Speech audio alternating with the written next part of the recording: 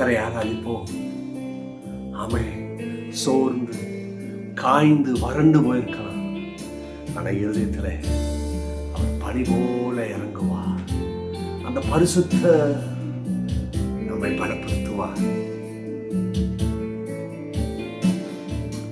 பனி போல பேயும் பரிசுத்தரே, மழையாக பொழியும் ஆவியே. பனி போல பேயும் பரிசுத்தரே, மழையாக பொழியும் ஆவியே. ஆவியே ஆவியே, மழையாக பொழியும் ஆவியே. ஆவியே ஆவியே, மழையாக பொழியும் ஆவியே. பனி போல பேயும் பரிசுத்தரே, மழையாக பொழியும் ஆவியே. சொல்றீங்களா? பனி போல பேயும் பரிசுத்தரே, மழையாக பொழியும் ஆவியே. வெண்மை யானவரே, மேகஸ்தம்பமே, வெண்மையானவரே, மேகஸ்தம்பமே,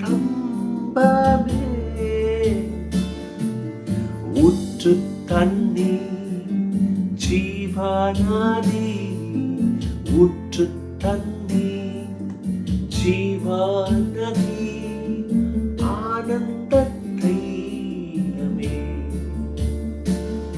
என் ஆனந்த தைலமே. எல்லாரும் சேர்ந்து பனி போல பேயும் பரிசுத்தரே, மழையாக பொழியும் ஆவியே. நீ ஆவியானவர், மழையாக பொழியப்பா. அனைவருடைய வாழ்க்கை வறட்சி போல, வறண்ட நிலத்தை போல, கனி இல்லாத நிலத்தை போல, கனி தர முடியாத நிலத்தை போல, தரிசு நிலத்தை போல கண்ணீரோடு கூட இருக்கிறாங்க. இன்றைக்கு இந்த காலங்களில் ரொம்ப ஆராதிக்க முடியும். அவங்க குடும்ப ஜீவியத்துல ஒரு மன மகிழ்ச்சியை கொடுங்க. அவங்க வறண்டு போயிருக்கிற இடத்தை தேவனை நீர் தடாங்கள் உண்டாகட்டும், அற்புதமான விளைச்சல் பூமியாக மாறட்டும். கர்த்தர் பயன்படுத்துவீராக.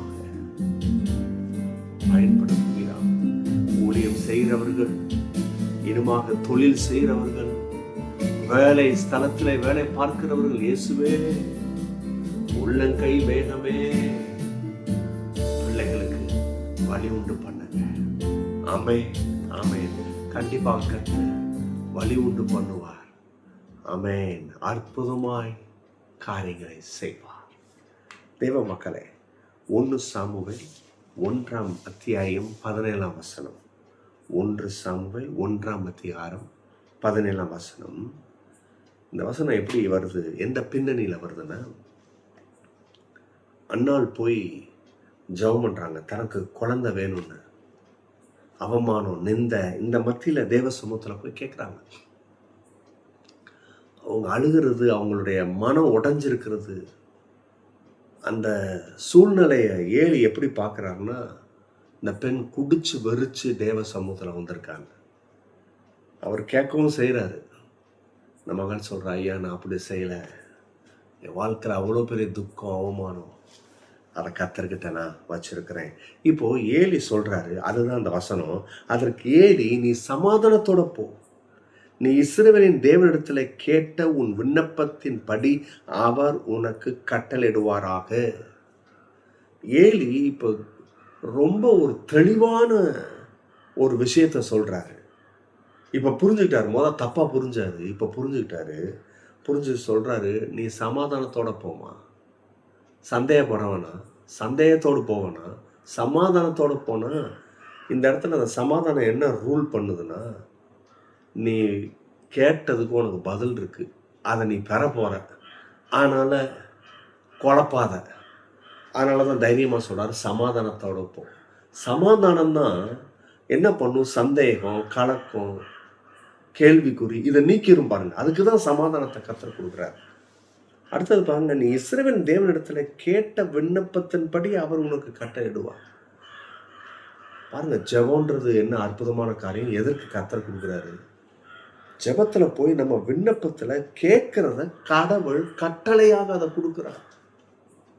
இந்த கால வேளையில அநேகர் இருதயம் தடுமாறி அப்படியே சூழ்நிலை பார்த்தா சொல்ல முடியல.